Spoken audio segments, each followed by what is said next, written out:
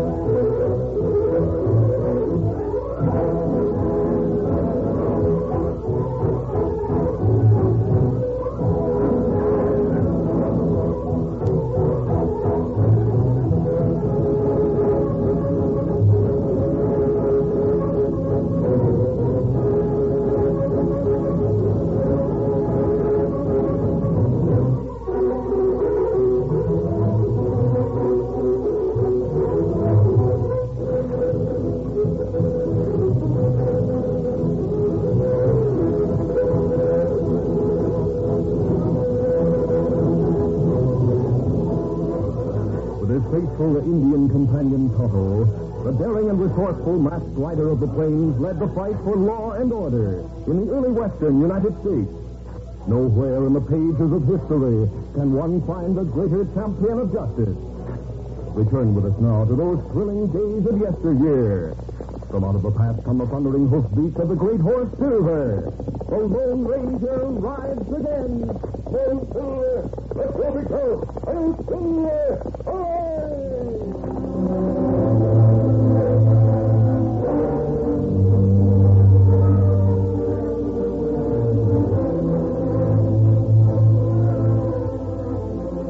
Lights burned late at night in the study of the governor's mansion in Texas.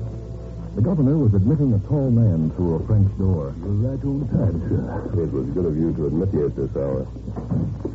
I decided to see you after studying the documents. Please sit down. Thank you. You saw the signal light I placed in the window? Yes, sir. The documents and affidavits seem to prove conclusively that the Indian trouble of a year ago was not the fault of those men from San Antonio. That Indian cause was brought about by a crafty schemer who hoped to seize the property of the Texans after they'd been jailed for violating the Indian Peace Pact. Yes. I've read the deathbed confession of that schemer. It casts a new light on the entire affair. I am deeply indebted to the man called the Lone Ranger, for sending me the evidence. And I might add that it was his intercession with the Indians after the violation of that pact that prevented a very serious uprising. The law has been looking for those Texans for a long time. I understand they left the country, went to Mexico. Yes, they did. This letter from the Lone Ranger expresses a hope that I will see fit to grant pardons to those men so they will return to San Antonio. Yes. The message said you would come here tonight for my answer. You were sent by the Lone Ranger? You received something with that letter by way of identification. I did. It was a silver bullet. Like this one? Well, yes. I thought I might be seen by some members of your staff or family who would be curious about a masked man. Then you are the Lone Ranger. Your Excellency, I may or may not be wearing a disguise. Please don't try to find out. Texas, as well as the nation, is deeply indebted to you for all you have done. If there's any debt, it's the one that is owed by this date to the men who had to flee from their homes in San Antonio. I shall pardon those men on the strength of this evidence, which incidentally I had picked. But who knows where they are? They're on the Jekyll Ranch. Jekyll. I've heard of him. He was a renegade from the States. Yes. He went to Mexico and secured a lot of land and ruined cattle. In some way, he has won high favor with the Mexican authorities. He's said to be very wealthy. His place is surrounded by a high fence and patrolled by guards. Inside that fence, men and women work as slaves. That's where the men and their families from San Antonio have gone. But they would have been safe from arrest anywhere in Mexico. Why in the world did they become slaves on the Jekyll Ranch? That's a mystery I'd like to solve. Many people have become slaves on the Jekyll Ranch, and none have ever left.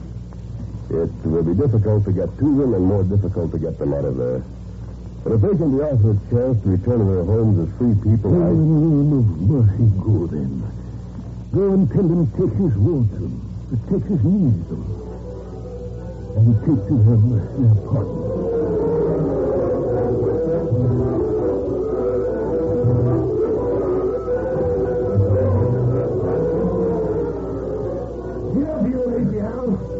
Get to work. Jekyll isn't paying you to sit in the sunshine. But I hate to see the grimace. This whip is good medicine. The coolest of men supervised the work on Jekyll's ranch. And women and children were forced to toil long hours for a meager living. The hopelessness of their position had broken the spirit of the strongest men. Now, let there be a lesson to you. Jimmy, throw some water on him and tell me to get back to work. Report. Mr. Jekyll wants to see you right away. All right, Joe. Where is he? In his office in the tower. He'll go right out.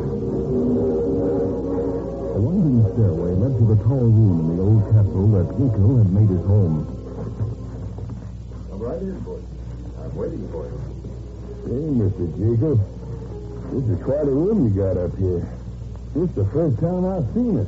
I have to know a man quite well before I let him into this room. I've been observing you since you came to work for me. Here, I've watched you handle a whip and drive the others at their work. I've investigated your crooked background and mistakes. But you're utterly bad. Now, Mr. Jekyll, just the kind of man I need. Oh. I'm going to give you a job that'll make you rich. What about Peterson and Martin and all the others from Texas? They're dodging the law, but I don't see them getting rich. Well, they're not really bad. When I dropped the hint about my business, they were unwilling to cooperate. So I've kept them suppressed. But, what about me? Here's a package of money. There must be thousands here. It's counterfeit. You mean to say these bills are counterfeit? Beyond that door is a printing press together with ink and other essentials. So that's your game. You're making counterfeit money. United States currency is easily spent here in Mexico. $10,000 in that package. Take a trip. Spend freely and convert that into genuine money. When you return, I shall expect $5,000 in silver or gold. What you don't spend, you may keep. Hey. If you're all right, Mr. Jekyll. I am, as long as I'm not cross. What's the matter? You see something out the window? 2 horsemen have just ridden up. I wonder how they got past the guards. I don't know. They stopped one of the shacks. Who lives there? There's Martin's shack. And there's the bell. It's time for the men to quit working the field. Come with me, Butch. We'll see who's calling on Matt Martin and why.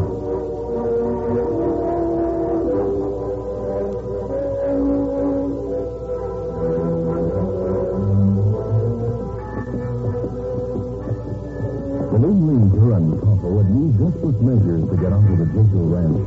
They had ridden bravely up to the gate and knocked down and tied the guards. Both men were alert for trouble as they dismounted near one of the lead guards. That bell must have been the signal to stop work. People are leaving the field. Old man and woman come this way. Let's see if they know anything about the people from Texas. Tonto, that's Matt Martin and his wife. Remember them? But they're young. They look plenty old now. I can't believe people could change so in a year. Matt Martin. Hello. You better go away if you can. But don't you remember me? We met in San Antonio. You wanted to know why I wore a mask. I gave you a silver bullet. Don't stay here. Mary, you remember me. You made coffee for Tonto and me. I know who you are, but go away. We're not allowed to talk to strangers. Mr. Jacob. I have brought you good news. Jacob is no longer running your life. You're free. No, we can't leave. We tried it once in the God's quarters. You'll be whipped for talking to you. Please go. We don't want to be last like Peterson was. Hey, look here, Martin. See what I have. This is a pardon signed to the governor of Texas. He sent me to bring you back. You and all the men who came here with you. No, it's too late. It's too late. What? Well, Nick, Jacob's got the law with him. He'd ever stop. Won't you please go away before we're seen talking to you? Why is Jacob so determined to keep you here as workers in his field? Why is he treating you like this? Please. Mary, they won't go till we can. I'll tell you why we can't get away. You've got to go before you're caught.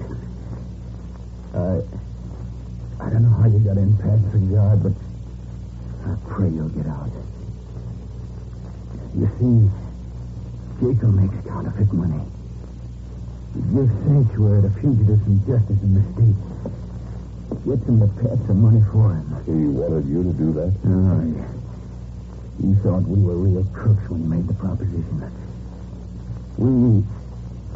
It is all the men from San Antonio and I. We turned him down. So he ordered his men to work in the field. Now look at it.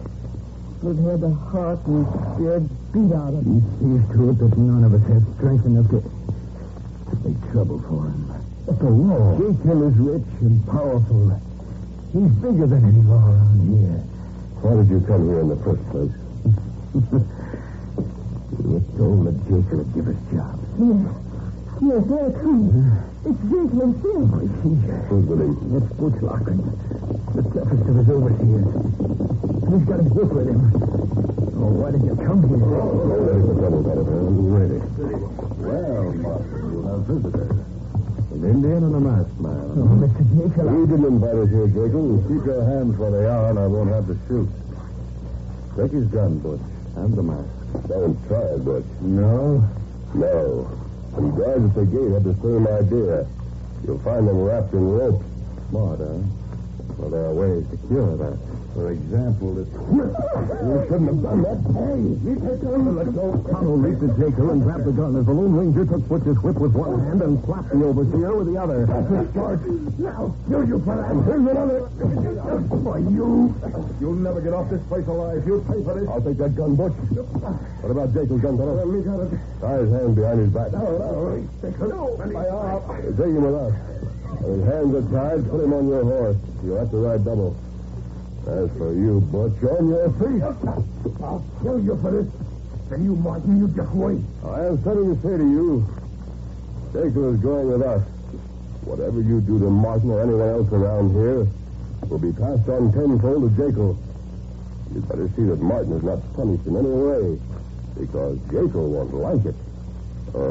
Remember that when you wake up. When I wake up? Yeah.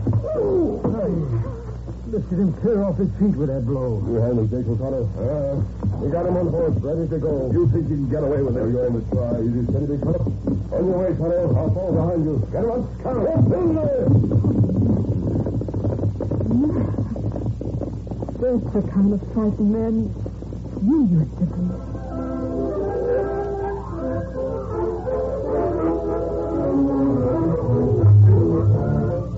The curtain falls on the first act of our Lone Ranger adventure. Before the next exciting scene, please permit us to pause for just a few moments.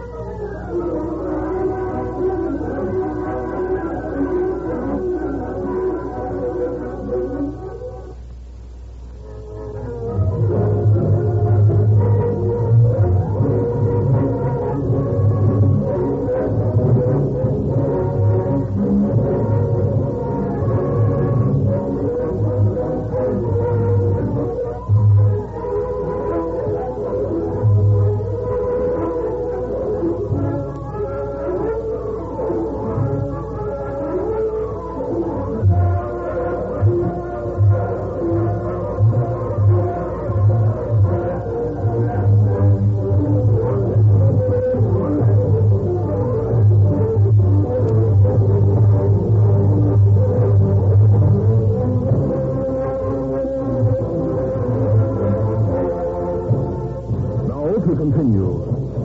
After capturing Jacob, the Lone Ranger and Tonto went to a well-concealed camp, where they waited until the following morning. Soon after sunrise, the Lone Ranger left Tonto to guard the captive, while he rode to the nearby town.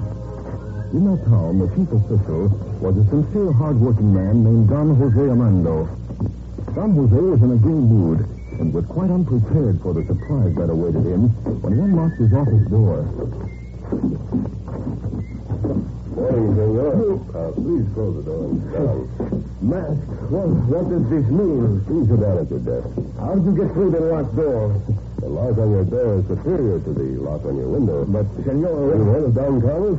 Don Carlos, see, he is an important man. He'll be very pleased to know that you're willing to help me and help Mexico at the same time. To help you? Indeed, senor, you entered my office. Please listen to me, Don Jose. I must ask another question. You know Senor Jacob? Oh, yes, he is a great man. Very wealthy. He's a crook, and he's my prisoner. No, that must not be. He must be released at once.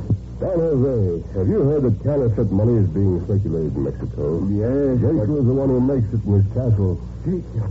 Oh, I cannot believe this. You will take your men and go with authority to search the castle. You will find proof. I am sure of it. But if I go and find no proof, I would be the ruined man. No, I cannot risk the anger of Senor Jacob. I was afraid of that. Don Jose, to capture the counterfeiters would make you a great man. You would be promoted. You would be honored. But I know only what you say. I have no proof of anything. If I could bring you proof that Jacob is a crook, a counterfeiter, and the leader of the gang, what then? Oh, senor. Then you will see Don Jose Armando act with the rurales. I'll see what I can do. If I get proof, I'll send you word. And so you'll know the message comes from me, I'll send you a bullet like this. A bullet, senor? Yes, it's made of silver. If you show it to Don Carlos, he'll tell you that I'm on the side of the law. After leaving Don Jose contemplating the silver bullet, the Lone Ranger hurried to the camp where Tonto stood guard over Jacob. How's the prison behaving, fellow? Very quiet. Yes, I've been quiet. But I have something to say to you, mister. You can't get away with this. You'll be killed for capturing me. I knew that was a risk before I came to Mexico. Cut these ropes. Let me go, and I'll overlook what you've done. Move the horse, Antone. I want to get some clothing from the saddlebag. You'll never get away with it. I have some influential friends in Mexico. You'll find that out. Saddlebags hang on trees. Near horses. In town, I call in the head of the police. He'll come to the Jacob ranch if I can get proof that Jacob is a counterfeiter. He'll trust you. He will if he talks to Don Carlos. And what to do now? I've got to get back to Jacob ranch. Well, what about guards at gate? Him watch for you. I noticed the peon's grown out undisturbed. I'll disguise myself as a peon. Take a bundle of my own clothes. I'll take them with me. Then I want you to do this. Traveling on foot, disguised as a peon with a bundle on his back, the Lone Ranger had no difficulty getting through the gate in the high fence that surrounded Jacob's ranch. Later that morning, Matt Martin was working with a hoe breaking hard ground. He paid no attention to the man who worked at his side until he heard a low voice.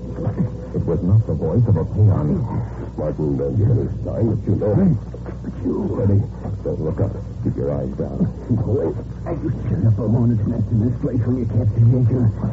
You had nerve to come back. How did you get in? No one paid any attention to a poor peon. I brought my other clothing with me. In that shed near your house. Yeah, but why? That I've got to get proof that Jacob was a counterfeiter. Tangible proof. I don't know any more than I told you yesterday. Hey, you. The overseer. Now you're in for it. He's coming this way. You I'm talking to. What are you doing here? I'm breaking the ground, senor. You peons are told to stay in your own sections. My memory's so poor I forget. Again, huh? Maybe that'll help you remember. Now get where you belong, or I'll leave this whip across your back. See, say go at once. Well, what are you looking at? Oh, nothing. You keep a working, or I'll forget Bush's orders and brush you with a whip. In his disguise, the Lone Ranger shuffled away from Matt Martin, and when the overseer wasn't looking, approached another of the fugitives from San Antonio. Silas Peterson. You are not a peon? No, I'm here to help you. I want proof that Jacob's a counterfeiter. Where can I get it? I don't know. I don't know anything. No one can help me. Go away. Time after time, the Lone Ranger approached one of the men from Texas. One of you must know something that will help me. On several occasions, he was caught by the overseer. Get over where you belong. He was slapped and lashed by cruel whips. Let this be a lesson never forget. Countless blows, but this was nothing compared to the mental torture.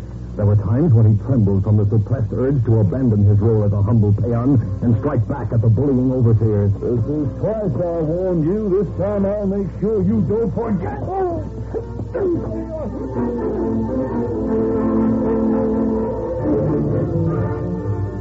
It was nearly dark when the bell rang. Men and women put away their tools and moved toward their homes with dragging, weary footsteps.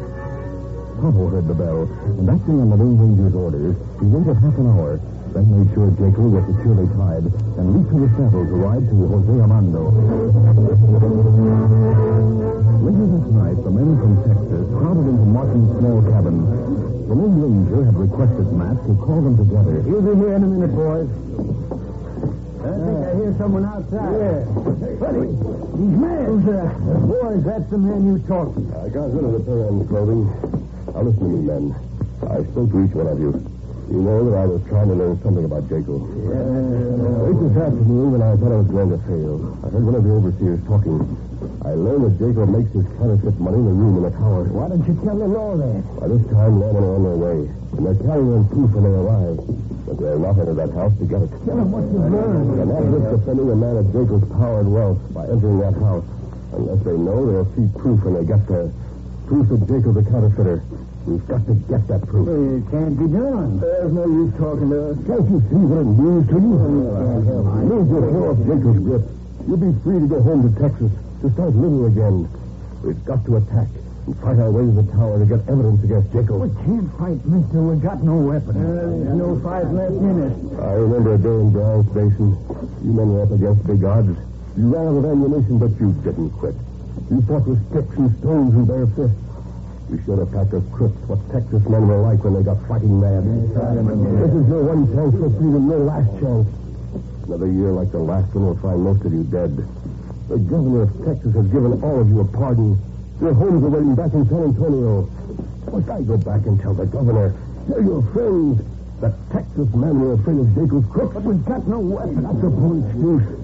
The men in the Alamo complain about the odds. What do you think descendants of those men would say if they were here? Yeah, Jekyll's men have weapons. Let's use those. Let's take their whips and guns away from them. I, for one, would like to show a couple of those crooks what it feels like to be whipped. Oh, how about it, Matt? Well, You, Peterson, I'd sure like a chance at Butch. every one of you has a lot to repay. Boys, I'm going with him. I'd rather die fighting than be working beat to death. That's the talk, Matt. What about the rest of you? I'll see you. Me too. How about you others? Remember the Alamo, boys. You fellas remember Bryant's Station, don't you? Remember that rebel yell we used? I remember. And here's it goes. Your hoes and spades are outside. They'll do until you take some weapons from the others. I have two guns to lead the way. Come on, open that door, boys. Let's get going. Follow me. It seemed that superhuman strength inspired the men from San Antonio. They remembered Bryant's Station. They remembered the rebel yell. And they remembered the Alamo. The heritage of fighting men had not been entirely beaten down. They stormed the castle. The Lone Ranger was at the door. Two shots broke the lock. The door slammed open, and the masked man leaped into a great hall, where Butch and several of the others had gathered. Drop that gun. Take away the gun. Show them that we're men from Texas. Show them that we're not legit. Come on. It was a furious battle in the hall. Tools and rakes and clubs were swung with frenzied power. And from time to time, the masked man swung sparks to keep one of the outlaws from bringing his own gun into play. Take your way to the tower. The outlaws had never faced such fury and determination. They fell back, retreating toward the stairs, but the Texans kept advancing. Come on, clear the stairs, boys. We gotta get to the tower. The polecats over the railing. Through it all, the masked man watched for guns. As fast as one of Jekyll's men produced a firearm, the Lone Ranger snapped a shot. When there he goes. Keep going. Step by step, those men advanced. Then the way ahead was clear. They stormed into the tower room, tore open boxes and cases. The Lord's waiting down below. Get everything out the window. The spinning machine. Here's a lot of fake money. Roll down the gun, Jose. When Jose saw the evidence, he and his men lost no time. They rushed into the castle and captured the members of the outlaw band, most of whom were badly beaten and unconscious. To you, Senor Jose Mas, we are deeply indebted. These men from Texas who made tonight's work possible. We have them all, including the guards from the gate. All but the leader, Senor Jekyll himself. Jacob will be brought here, and so will my horse when we ring the bell. When Tonto heard the big bell sound in the night, he broke camp and brought Jekyll and Silver to the castle. Jekyll's men had all recovered consciousness. They were a sorry outfit as they stood in the moonlight with their hands and feet bound. The Lone Ranger stood beside his great horse Silver. He was preparing to mount when Jose Armando spoke. I told your friends, Senor, the men from Texas, to help themselves to horses. I know you did, Jose. They told me. Also, I wish to say, Senor, I spoke to Don Carlos about you. I showed him the bullet of silver, and he told me... Look, Jose. The people over by the shack. They're ready to leave. They're not even going to wait till morning. You're all set, folks. Let's get moving. We're going home to San Antonio. Oh, Senor, they owe much to you. The government of Mexico owes much to you. And I too shall be promoted. And I owe that to you. Adios, Jose. Easy, steady, big fella. We'll meet again. Let's go, fellow. I owe that masked man something, too. I owe him plenty. Oh, yes, Senor Jekyll. You can think of that debt while you are in jail. Who is he? He is the Lone Ranger.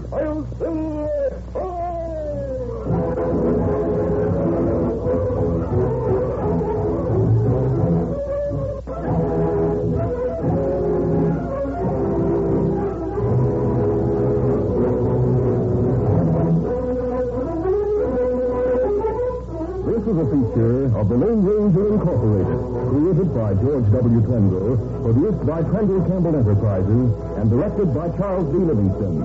Tonight's drama was written by Fran Stryker. The part of the Lone Ranger is played by Brace Beamer. You've been listening to the OTR Gold Network. Find more classic radio at otrgold.com.